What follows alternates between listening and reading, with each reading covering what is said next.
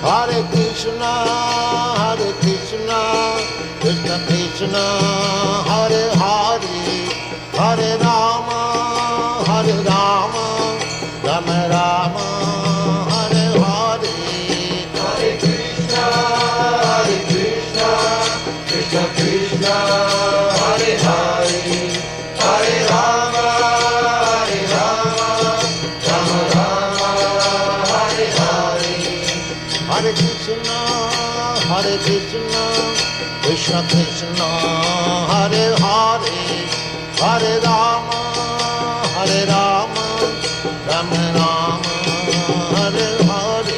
Jai Radha Madhava Kunja Vihari. Bolo bolo.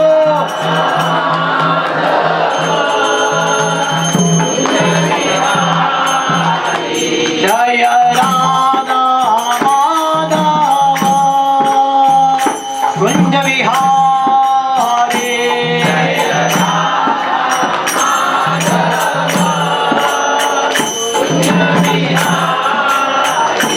Jaya Gopi Jana Vallabha Girivardhari.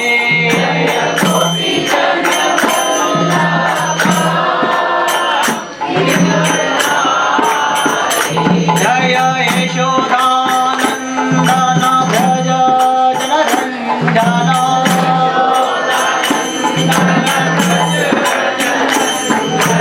Yashodanandana Bhaja Janaranjana.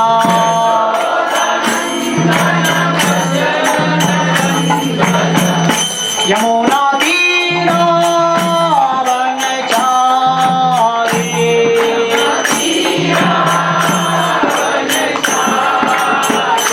Yamuna Tira Vanachari.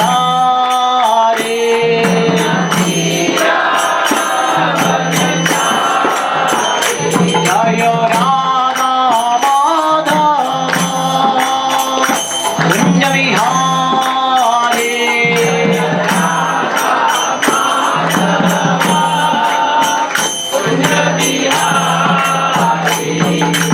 Hare Krishna, Krishna Krishna, Hare Hare, Hare Rama, Rama Rama, Hare Hare. Hare Krishna, Krishna Krishna, Hare Hare, Hare Rama, Rama Hare Hare. Hare Krishna,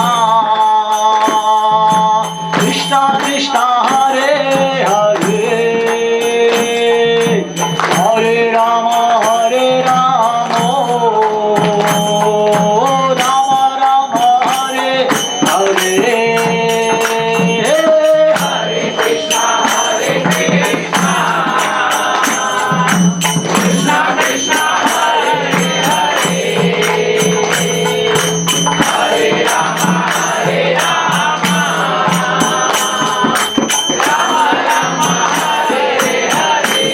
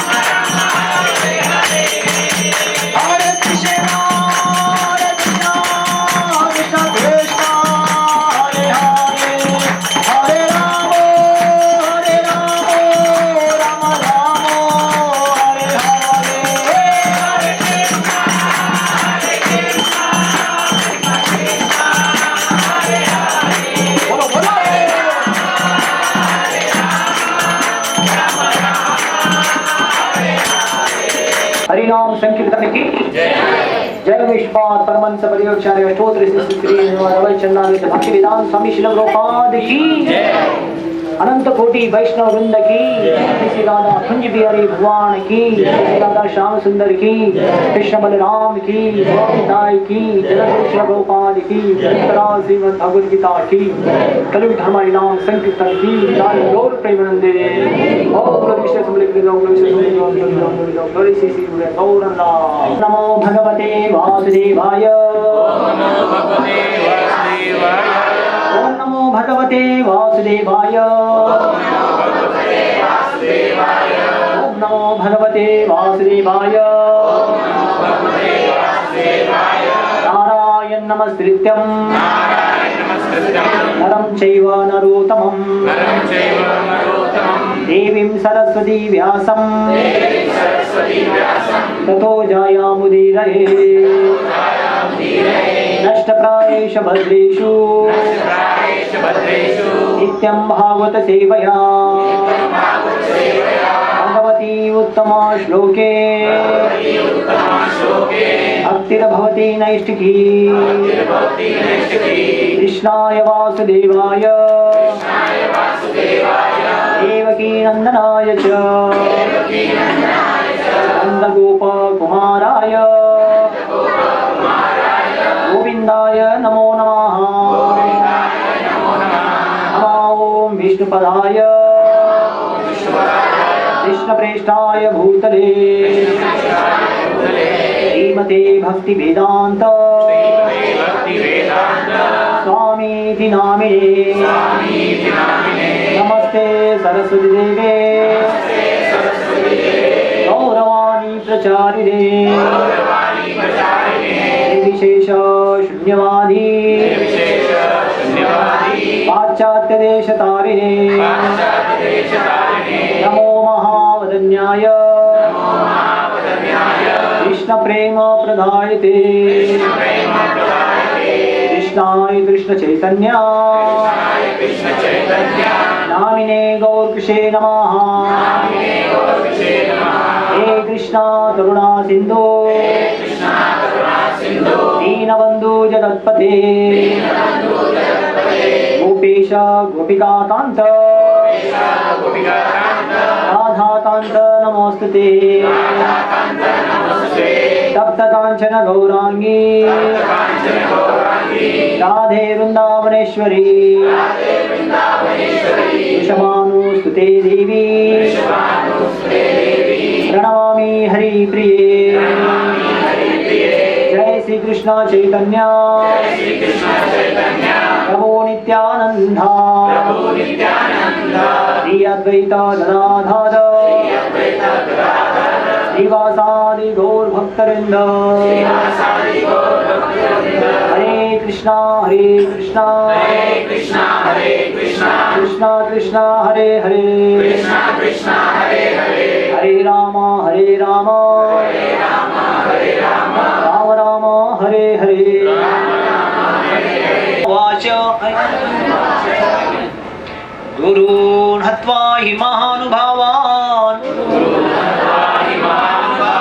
श्रेयो भोक्तुं भिक्षमपि लोके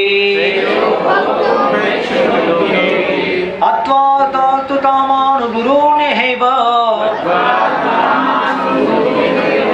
जय भूलानरुधि प्रतिददाम्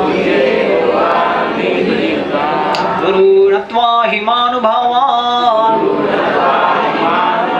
श्रेयो भोक्तुं भिक्षमपि लोके हत्वा तामास्तु गुरूनेहैव जय भूलानरुधि प्रतिददाम्। ऐसे महापुरुषों को जो मेरे गुरु है उन्हें मारकर जीने की अपेक्षा इस संसार में भीख मांगकर खाना अच्छा है। भले ही वे सांसारिक लाभ के इच्छुक क्यों न हो, किंतु है तो ही गुरुजन। यदि उनका वध होता है तो हमारे द्वारा सारे भोग्य वस्तु रक्त से सनी रहेगी।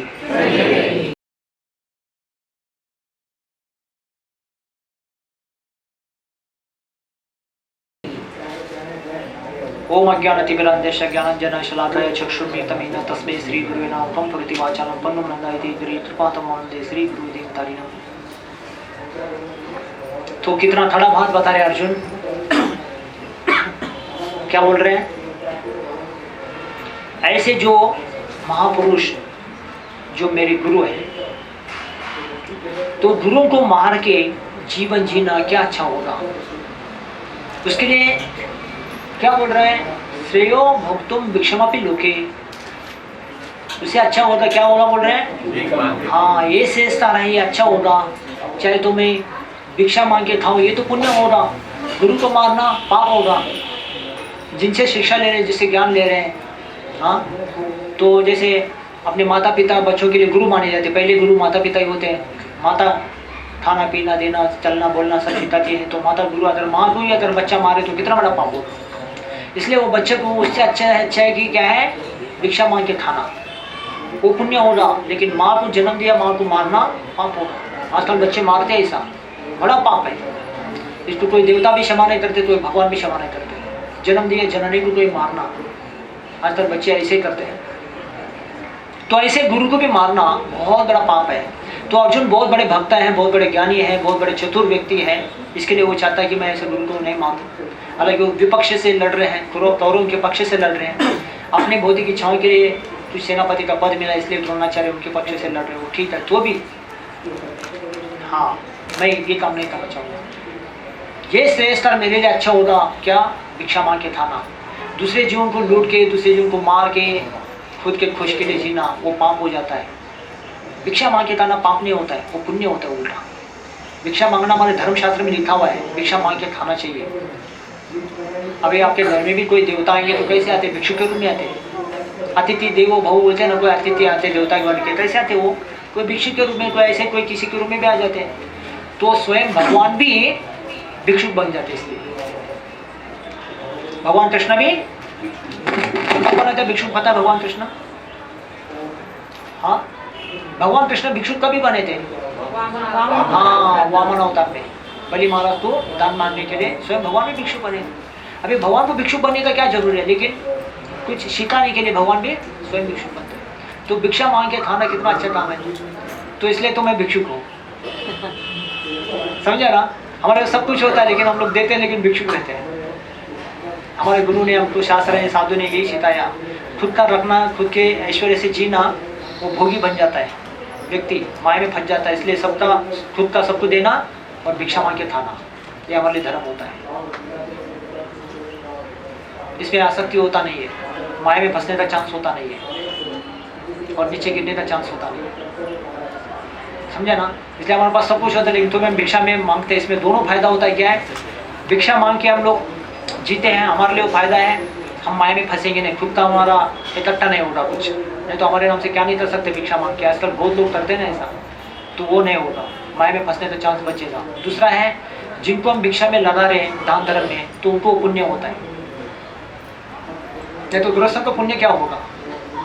गृहस्थों को दान दक्षिणा भिक्षा लेके हम भगवान की सेवा में लगाते हैं, भक्तों की सेवा में लगाते हैं, तो वो गृहस्थों को भी दान धर्म में वो सब तन से, मन से, धन से करने, और उनको भी पुण्य मिलता होगा। गृहस्थों को भिक्षा मांगना हमारे लिए पुण्य है, गृहस्थों को दान देना उनके लिए पुण्य है।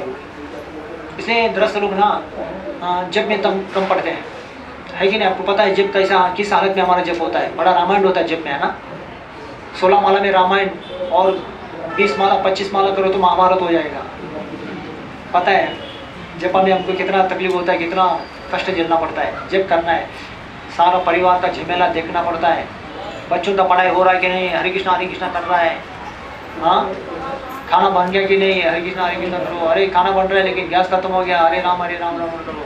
ये ऐसा दरअसल नहीं होता। सब संसार दुनिया का सब चिंतन करते हुए भगवान का चिंतन करते हैं हम लोग। इसमें कम पड़ रहे कि नहीं हम लोग? अखंड हरिनाम हो रहा है क्या? टुटमुट हो रहा है, लेकिन तो भी कर रहे, चलो लगे हैं। अच्छा है, चलते का नाम गाड़ी भी चल रहा है, घर भी चल रहा है कि नहीं? भगवान की कृपा यही है, उसमें भी कम है। जब में कम है तब में भी कम है। एकादशी दुप्पट खाशी तरी मानाची मी उपाशी। एकादशी आता तो दुप्पट तिप्पट खाता तरी मी उपाशी आहे बोलता। काय उपास आहे? तीन टाइम खातो बाबा परत म्हणतो मी उपास आहे। कसला उपास आहे? 3 टाइम खाणार कोण उपास आहे का? एकादशी वाला 1 टाइम खायचं असतं, ये 3 टाइम खाता बोलता मी एकादशी परत बोलता है। ऐसे हम कली के उपास करने वाले उपासी लोग हैं। हाँ, तो तपस्या में भी कम पड़ता है, तकलीफ होता है। तो एक दिन खाना टाइम से मिलता नहीं, एक दिन खाना नहीं मिला तो कितना आग लगता है, झगड़ा गुस्सा आदमी करता है ना, है कि नहीं? सबको पता चलता है ना, जब भीमा शंकर में गए सबको पता चला। भूखा पेट चलाना पड़ा सबको, है कि नहीं? एक माता जी बोला प्रभु जी कितना चलना पड़ता है? मैंने थोड़ी नहीं चलना पड़ता है, पार्किंग इधर है, गेट इधर है। मैं बोला उधर जाने के बाद किधर है गेट? हाँ, किधर है गेट? गुस्सा किया माता जी, कहाँ है प्रभु जी उधर, हम इधर। क्या है यात्रा भीमा शंकर, क्या है भीमा शंकर है पता नहीं। ऐसे एक दिन टाइम से खाना नहीं मिला। हमारे भरत महाराज को देखो, उस दिन पूरा भूखा पेट चला है उनको, बेचारे बच्चों को, माता प्रभु जी को। और घर में 1 घंटा खाना नहीं मिलता तो कितना चिल्ला चिल्ली होते देखो। लेकिन यात्रा में कैसा हो गया देखो, पता चला कि हम साल भर कितना जप किया, कितना तप किया, तब मतलब तकलीफ दिया। तो तपस्या भी होता नहीं, तपस्या में कम पड़ जाते। बाकी तपस्या तो छोड़ दो, संसार छोड़ना, संन्यास लेना, वैराग्य लेना, वन में जाके बैठना, जंगल में पहाड़ों में बैठना, हो तो नहीं। कम से कम 1 घंटे का खाना पीना, 1 दिन का भूखा भी नहीं रह सकते हम लोग। बाकी तो ऊंचा तपस्या छोड़ दो, जो छोटा तपस्या भी नहीं हो रहा हमारे से। इतना हमारा शरीर घट गया ये कष्टों में। तो जब में भी कम है, तब में भी कम है, और उसके बाद ध्यान में भी कम है। ध्यान तो लगता ही नहीं है। ध्यान करो तो SMS आया, मिक्स कॉल आया, ये आया, वो आया, ध्यान से जब करो बोलता हूँ वही ध्यान लगता है उसमें। ध्यान भी होता नहीं, जब भी होता नहीं, तब भी होता नहीं। फिर त्याग, संसार त्याग, वो भी नहीं होता है। इसके लिए गृहस्थों को यही है, थोड़ा कष्टता कमाई करते हैं, उसमें से कुछ परसेंटेज भगवान को दान धर्म करना चाहिए। GST आपको टैक्स बच जाएगा। प्रभुपाद जी बोलते हैं जैसा बिजनेस करते हैं तो GST भरना पड़ता है, नहीं भरेंगे तो क्या होगा? आपको छापा मारेंगे सरकार, लाइसेंस निकाल के दे देंगे, है ना? इसलिए GST भरना पड़ता है। तो धर्म में भी ऐसा ही है। कर्म कर रहे हैं तो 20-22 घंटा, 24 घंटे में 22 घंटा, तो 22 घंटे के कर्म दोष, तो उसको 2 घंटा धर्म करना पड़ता है। तो ये GST है। जब करने का चल रहा है कम ज़्यादा, ठीक है, पूजा पाठ भी कम ज़्यादा चल रहा है, फिर सेवा भी है, वो भी है, और दान धर्म भी है, ये सब GST भरने के समान है, पुण्य काम है, ये टैक्स भरने के समान है। वो 22 घंटे का कर्म को खत्म करेगा। केवल कर्म ही करता है, धर्म नहीं करता है, तो ऐसा बिजनेस ही करेगा, टैक्स नहीं भरेगा, कैसे चलेगा? ऐसा ये धर्म में भी ऐसा है। तो कुछ जितना परसेंटेज हम लोग भगवान को दान धर्म करते हैं उतना आपको पुण्य श्रेय मिलता है। तो वो भी संसार दुनिया में हम लोग खर्चा करेंगे तो संसार घर परिवार चलाने के लिए 50,000 दे दो, लाख रुपए दे दो, कम ही पड़ेगा घर चलाने के लिए। चैनबाज बढ़ते जाएगा, घर का आसक्ति बढ़ते जाएगा, लोगों को जितना भी दिखाओ पैसा उतना खर्चा बढ़ाते रहेंगे, तो घर कम ही लगेगा। तो बोलने का मतलब कितना भी खर्चा करके घर में किसी को दे दो ना, घर कम ही लगेगा। इसलिए उसमें से कुछ परसेंटेज हम लोग भगवान के पूजा पाठ में, दान धर्म में, सेवा में लगाते, तो क्या होगा? वही आपके लिए पुण्य है, GST है। उतना कर्म भगवान क्या करेंगे? अपने को शुद्ध कर देंगे, उतने कर्मों को बचाएंगे भगवान।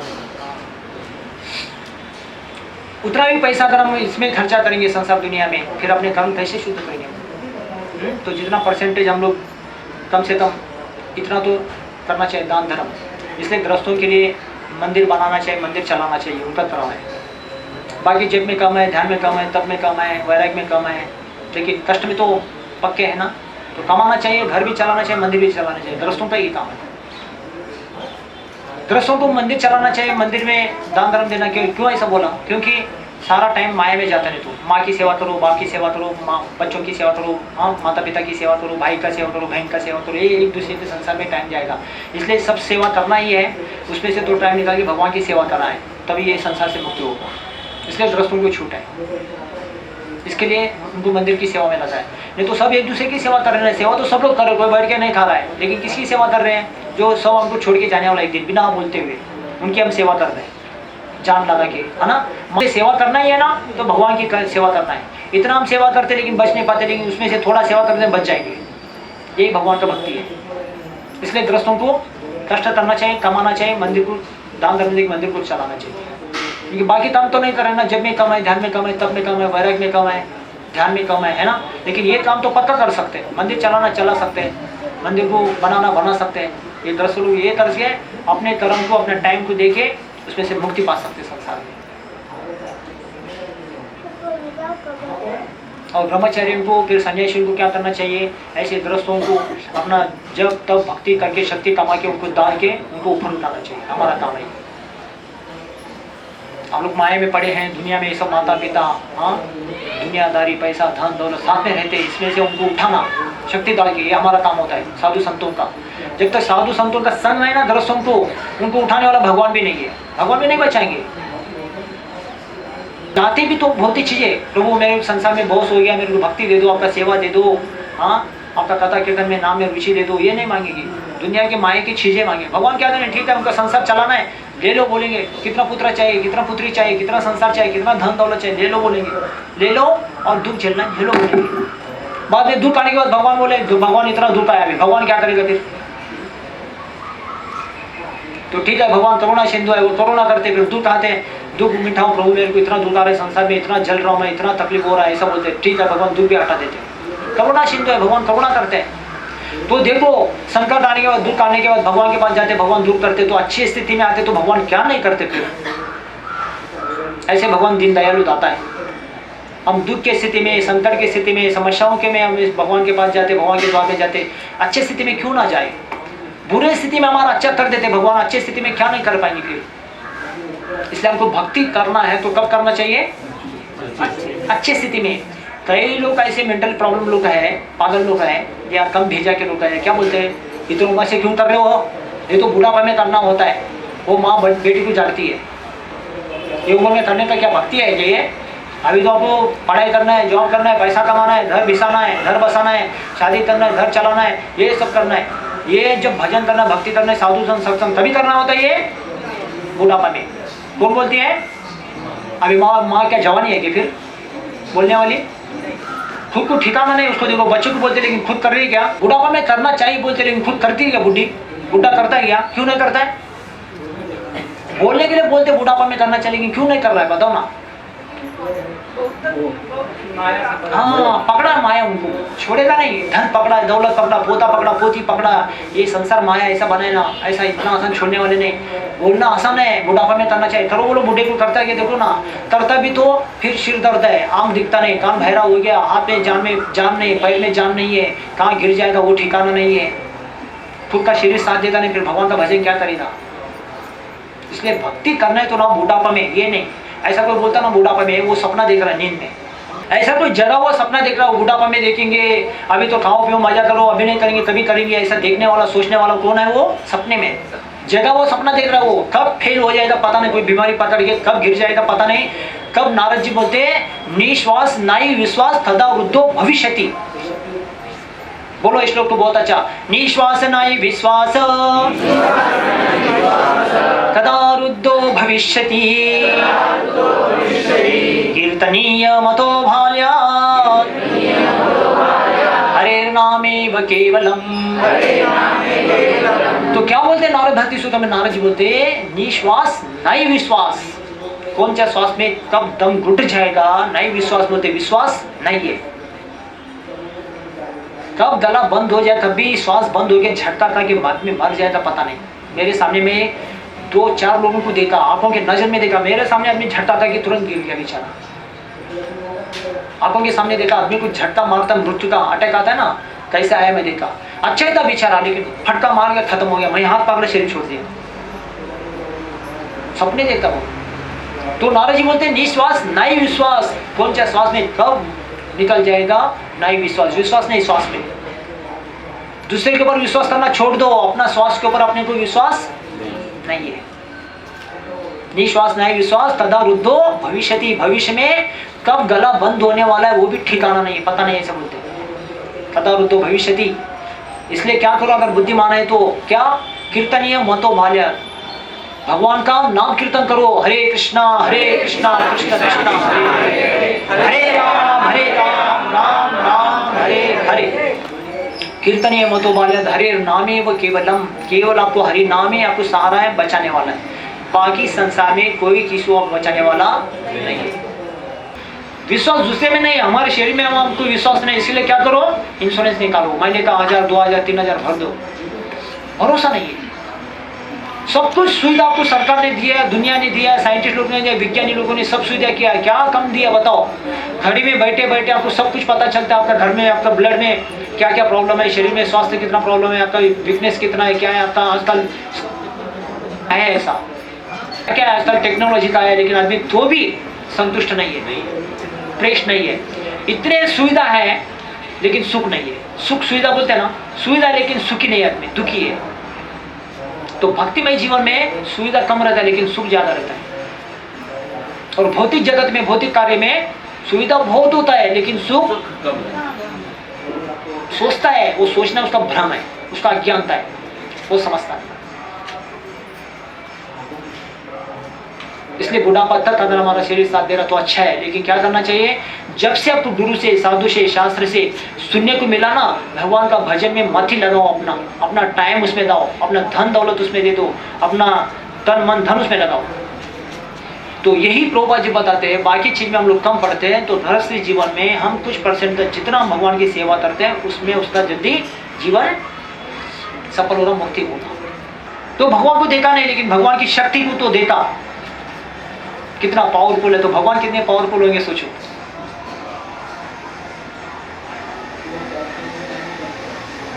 तो माया का मतलब प्रभुपाद बोलते क्या है, माया का मतलब जो चीज आपको मिलने वाला नहीं है, हमेशा के लिए आपका आपके सहारा में रहने वाला नहीं है, वो क्या है,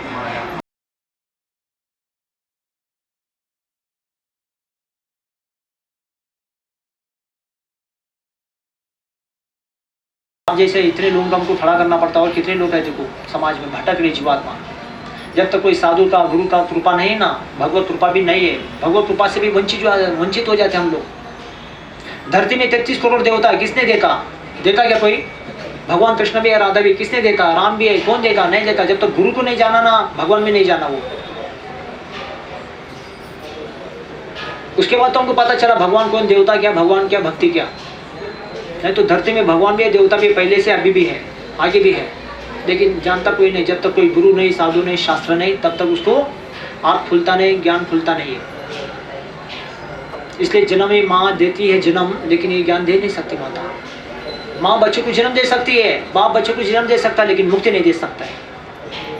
खाना पीना भी दे सकते, घर घोंसला भी दे सकते, लेकिन बच्चों को संसार में मुक्ति तार नहीं सकते वो माता पिता।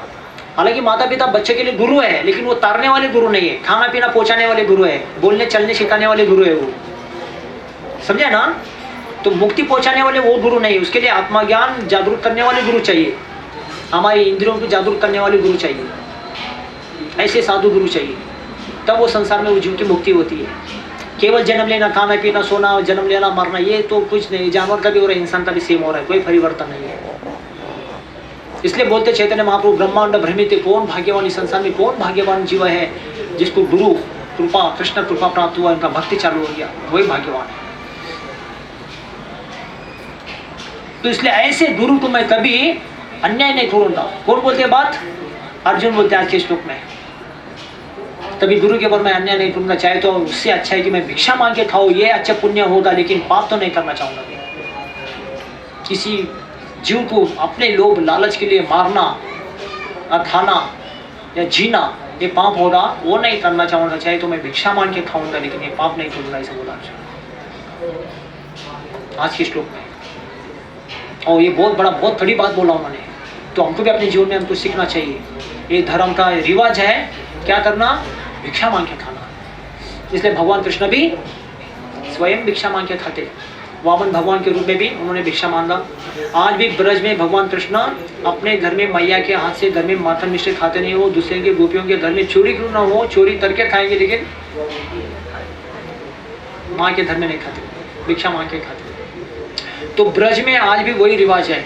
ब्रज में कोई भी जाता तो नंगे पैर ब्रज में चलना, यमुना में स्नान करना, गोवर्धन का परिक्रमा करना और भिक्षा मांग के खाना, ये 4 रिवाज ब्रज में है। तीर्थ यात्रा में जाते तो धाम में पैदल जाना चाहिए, धाम वास होता है तो धाम में वास करते तो पैदल जाना चाहिए, और तीर्थों का जल स्नान या आचमन करना चाहिए, दूसरा। हाँ, और तीसरा,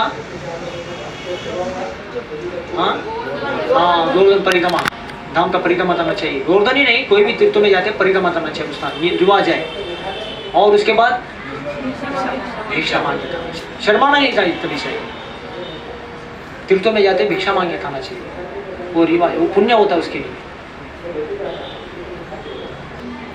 आपको एक छोटी घटना बताता हूँ। वृंदावन में आप जाओगे, नंदा गांव में नंदीश्वर महादेव है। नंदीश्वर महादेव, महादेव तो भगवान कृष्ण के भक्त हैं। शंभू महाराज रुद्राक्ष माला लेके जप करते रहते हैं, हरे कृष्णा कृष्ण कृष्णा हरे हरे, हरे राम राम राम हरे हरे। नंदीश्वर महादेव, महादेव जी को भगवान की लीला, बाल लीला देखने का इच्छा हुआ। किसको? बोले बाबा शिव जी को। तो आज वही लीला का मैं कहानी बता रहा हूँ। शिव जी भगवान के बहुत बड़े भक्त है, लेकिन भगवान की लीलाओं को देख नहीं पाते हो, देखने की इच्छा क्या उन्होंने। तो बाबा क्या किया, शिव जी शिवलोक से आया ब्रज में और पूरा भस्म भीष्म लगा के आया, दरिद्र बन के ऐसा, जटा बिटा छोड़ के, रुद्राक्ष माला इधर लपट के, हाथ में डुगरू लेके, भिक्षुक के रूप में पूरा रुद्रा उतार के भस्म भीष्म लगा के आए नंदा गांव में भिक्षा मांगने लगे। जस्ट तभी यशोदा माता क्या, हरे कृष्ण, जस्ट तभी यशोदा माता ने लाला को दूध पिला के आंगन में सुलाया, अपने घर के काम में लग गई। और कई गोपी लोग आजू बाजू में बैठे थे, तो लाला को मैया यशोदा ने सुलाया और घर के काम में लग गई। और ये बाबा डुमरू बजाते बजाते आया, डुमरू बजाते ऐसे झटा हिलाते हिलाते आया। इधर एक सांप लपट रहा था, इधर भी हाथ में सांप लपट रहा था, लपट के रखा हुआ था। और इधर रुद्राक्ष माला है, एकदम रुद्रा उतारना, आदमी डर जाता ना। पूरा भस्म भीष्म, भस्म नहीं, वो ब्रश का मट्टी लगा के आया पूरा। बाबा लोग ऐसे ही रहते ना एकदम, और पूरा कपड़े भी ऐसे ही है, गंदे कपड़े, घुटने तक ही कपड़ा लपटा हुआ है वो। हाँ, वो छिलका हिरण का जैसा, शेर का छिलका लपटा हुआ है ऐसा। तो ऐसे वेश में आया, तो कोई भी देखते हुए डर जाता ना। तो डुमरू बजाते बजाते आया। गोपी लोग देखा, गोपी लोग देख के यशोदा को बोला, अरे मैया यशोदे देखो, आपके घर के आंगन में कौन आया? ये बाबा आया। ये बाबा थोड़ा अलग ही खतरा दिखता है, एकदम सांप लेके आया है और आपने डुमरू लेके आया है, एकदम ऐसे बाल भी छोड़ के, जटा छोड़ के आया है। बाबा को देखे ना लाला डर जाएगा ऐसा। देखो मैया यशोदा ऐसा बोला। यशोदा ने देखा और डर गया, अरे सही में बाबा आप ऐसा है ना, मेरा लाला डर जाएगा, चले जाए यहाँ से, ऐसा डांटा उन्होंने शिव जी को। शिव जी है बोल के उनको पता नहीं है। हाँ, तो लाला को देखा, देख के फिर डुमरू और जोर से बजाने लगे शिव जी उनका दर्शन करके। और लाला ऐसा सोता, तो बच्चा ऐसा कभी देखता ना ऐसा, तो लाला भी दर्शन किया भगवान को। भगवान तो जानते हैं ये शिव जी है। तो जैसा डुमरू ने आवाज़ किया ना लाला देखने के लिए शिव जी, तो भगवान देख रहे थे ऐसा, हाथ मोड़ के देखा, आँख मोड़ के देखा, तो फिर शिव जी ऐसा डुमरू लाला नाच रहे हैं और ऐसे डुमरू बजा रहे, जटा हिला रहे। तो कृष्ण को अच्छा लग रहा है। और यशोदा डांट रहे, ए बाबा आपके कारण मेरा लाला रोएगा डरेगा, निकल जाए ऐसे, छोड़ के चले जाए, ऐसा बोला, डांटा उन्होंने। तो ऐसा जैसे डांटा तो उल्टा बाबा जोर से बजा रहा है और लाला को ऐसा ये हंसा रहा है। तो लाला हंस रहा है, रो रहा नहीं, लेकिन यशोदा को लग रहा है मेरा लाला बाद में रोएगा डरेगा। हाँ, ऐसा उसको डांट रहा था। तभी गोपियों ने बोला यशोदा को, अरे यशोदे आपका लाला उल्टा बाबा को देख के वो रो रहा नहीं, हंस रहा है, और बाबा भी उसको हंसाने के लिए डुमरू बजा रहा है, इसलिए बाबा को नंदगांव से हटा मत, नंदगांव में रहने दो। गोपियों ने यशोदा मैया को बोला, हाँ बाबा को इधर ही रहने दो, क्योंकि बाबा जाएगा तो लाला रोएगा, इसके लिए अच्छा है बाबा का डुमरू तावा देखेगा, बाबा ऐसा हिला रहा है, मुंडी हिला रहा है, डुमरू बजा रहा है, तो लाला हंस रहा है, इसलिए बाबा को ब्रज से हटा मत। हाँ, नंदगांव में रहने दो। हाँ, अरे यशोदा बाबा को ऐसा गाली मत दो, गुस्सा मत करो। हाँ, तब यशोदा ने बोला बाबा को, बोलो अरे बाबा, अरे बाबा, जोर से बोलो, आप लोग खाए कि नहीं बाबा, जोर से बोलो, अरे बाबा, अरे बाबा, नंदगांव तो वास करो, जब जब मेरा लाला रोए दर्शन दिया करो। अरे बाबा, अरे बाबा, इस तो बाबा को बोलती है बाद में अपने ब्रज भाषा में, अरे बाबा, अरे बाबा, अब नंदगांव में वास करो, और जब जब मेरा लाला रोएगा अब दर्शन देके डुमरू बजाना शुरू करो, मेरा लाला हंसते रहेगा। तो बाबा बोलते हैं ठीक है मैया, आप जैसा बोलेंगे मैं यहाँ से ऐसे ही करूँगा, मैं नंदगांव छोड़ के नहीं जाऊँगा। नंदीश्वर महादेव के नाम से नंदीश्वर महादेव में महादेव जी प्रकट है। जय नंदीश्वर महादेव भगवान की। आज भी आप नंदगांव में जाओगे, नंदगांव में महादेव जी महादेव पिंड बन के बैठे वहाँ पे। उसके बाद ब्रज छोड़ के नंद बाबा का आश्रम, नंदगांव छोड़ के बोले बाबा गए नहीं, नंदगांव में नंदीश्वर महादेव नाम से बाबा उधर ही ध्यान करते तप करते बैठे। जब भी लाला रोएगा तो डुमरू बजा के लाला को हंसाते रहता था बाबा, समझा? तो बाबा ने बोला मैया यशोदा को, क्या बोला? अरे मैया यशोदे आप बोल रहे हैं आप नंदगांव को छोड़ के मत जाओ, इधर ही रहो और मेरे लाला को दर्शन दे दो। तो ठीक है, लेकिन मेरे को भूख लगेगा, मैं तो बाबा में भिक्षा मांग के खाता हूँ, तो मेरे को तो भिक्षा में जाना पड़ेगा, तो मेरे को भिक्षा कहाँ से आएगा, मेरे को खाना कहाँ से मिलेगा? तो यशोदा बोलती है बाबा खाने का चिंता मत करो, जैसा मेरा लाला खाएगा ना वो लाला खाने के बाद वही थाली उठा के मैं आपको खाना देता हूँ, ऐसा बोला बाबा। तो बाबा इतना खुश हो गया, लाला का महाप्रसाद मेरे को मिलेगा तो मैं नंदगांव छोड़ के जाऊंगा नहीं, बोला। तो नंदीश्वर पर्वत के नाम से नंदीश्वर महादेव के रूप से महादेव जी वहाँ पे नंदगांव में वास है आज भी। तो आज भी नियम है, जैसा यशोदा मैया लाला को खाना पीना देती थी ना, वही खाना खाने के बाद वो महादेव को दे दिया जाता था खाना। महादेव जी वो भगवान का प्रसाद खा के खुश हो जाते थे।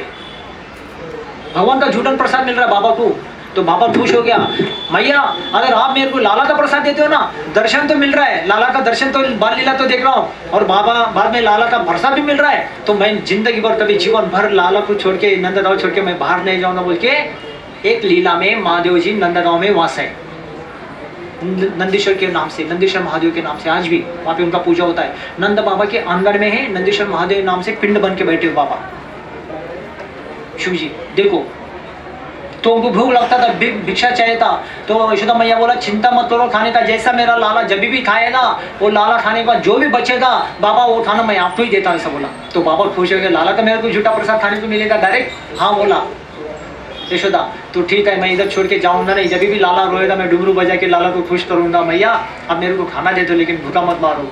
अरे बाबा ब्रज में कोई भूखा रहेगा नहीं, जो भूखा रहेगा उसका भोजन मैं ही देता हूँ, उसका चिंता मत करो आप, लेकिन भजन करो, ऐसा बोला। तो बाबा इसलिए वहाँ पे भजन करते, ध्यान करते और उधर ही रहते नंदगांव में।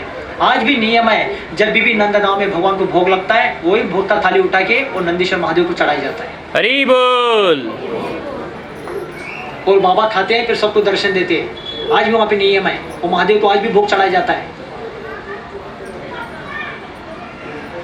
तो इसके लिए देवता भी भगवान को दर्शन करने के लिए, पाने के लिए भिक्षुक बन जाते वो भी। तो महादेव जी भी ऐसे भिक्षुक बने भगवान के लिए, भगवान का दर्शन करने के लिए भिक्षा मांग के खाते हैं ब्रज में। ऐसे देवता भी ब्रज में माधुकरी करते हैं। कौन देवता कैसे घूम रहे तीर्थों में पता नहीं चलता, अपने को दिखते मनुष्य रूप में लेकिन देवता भी हो सकते हैं। तो ऐसे देवता भी चलते हैं। तो देवताओं को भी इसलिए भगवान का दर्शन पाने के लिए वो भी भिक्षुक बन के ऐसे कोई साधु के वेश में, भक्त के वेश में ऐसे रूप में घूमते रहते हैं। तो रासलीला देखने के लिए भी गोपेश्वर महादेव उसका कहानी अलग है, तो महादेव जी गोपी भी बन जाते, गोपी के वेश में आ जाते फिर वो ऐसे भी। तो इसके लिए ऐसे कोई भगवान का भक्ति होता नहीं, भगवान को पा नहीं सकते जब तक ऐसा कोई व्यक्ति भगवान के लिए सेवा भक्ति नहीं करता है। इसलिए आपको इसको तन से, मन से, धन से करके लेना चाहिए। इसलिए आज के जो श्लोक में ना अर्जुन यही बता रहे, भगवान मैं चाहे तो ऐसा भिक्षा मांगे माधुरी करके मैं जरूर अपने जीवन को निवारण करूँगा, लेकिन अपने जीवा की खुशी के लिए, अपने जीवा के लालच के लिए मैं किसी जीव को मैं दुख ना दूँ, किसी जीव के ऊपर हत्या नहीं करूँ, किसी जीव का मैं अन्याय नहीं करूँ। तो न्याय क्या है? भिक्षा मांग के खाना। और अन्याय क्या है? अपने खुशी के लिए दूसरे जीव को दुख देना। तो अपना सबका बजट है, तो प्रभुपाद जी का 125वां जन्मदिन मना रहे हम लोग ना इस बार की तरफ से। तो सबका ये नियम है कि 125 गीता बांटे ये महीने में पूरा, तो बचा हुआ साल भर बांट सकते हैं ऐसा।